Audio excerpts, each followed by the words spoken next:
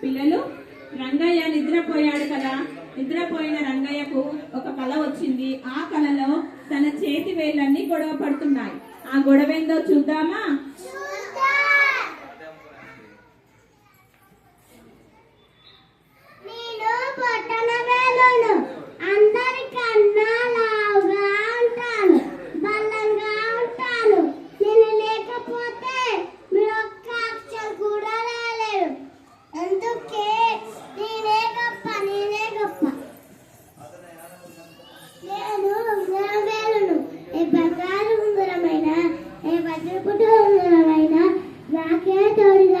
నేను లేకపోతే మీకు ఎన్ని దండకే, అందుకే నేనే గొప్ప, నేనే గొప్ప.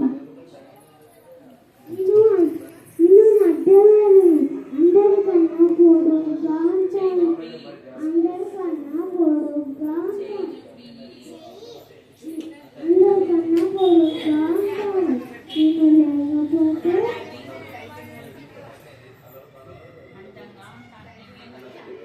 అందంగా ఉంటాను, నేను లేకపోతే ఈ చేతికి అందంగా లేదు, అందుకే నేను గొప్ప, నేను గొప్ప, నేను గొప్ప.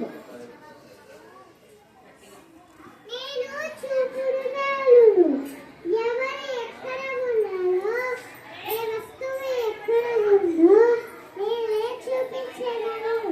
నేను లేకపోతే నేను ఎవరిని చూపించలేను, అందుకే నేనే గొప్ప, నేనే గొప్ప, నేనే గొప్ప.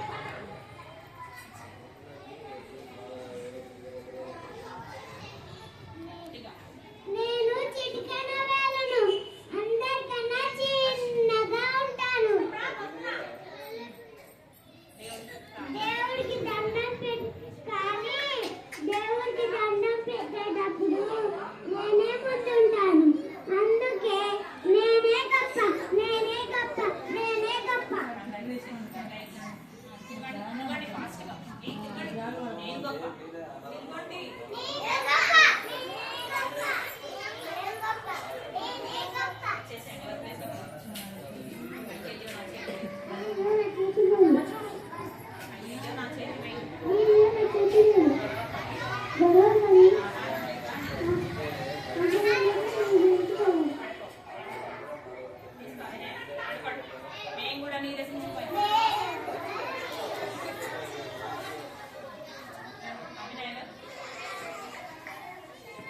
మనమంతా గొడవపడి ఆహారం లేక నీరసించిపోయాం. ఇకపై మనం గొడవ పడరాదు, మనమంతా కలిసే ఉందాం. మనమంతా కలిసే ఉందాం. మనమంతా కలిసే ఉందాం. అమ్మయ్య,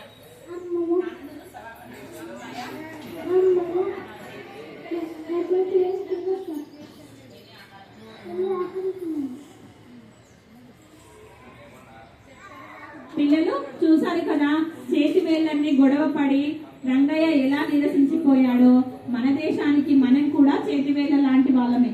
మనం గొడవ పడితే రంగయ్య లాంటి మన దేశం కూడా కుంటుపడిపోతుంది. మనమంతా ఐకమత్యంగా ఉంటే మన దేశం సుస్థిరంగా ఉంటుంది. కలిసి ఉంటే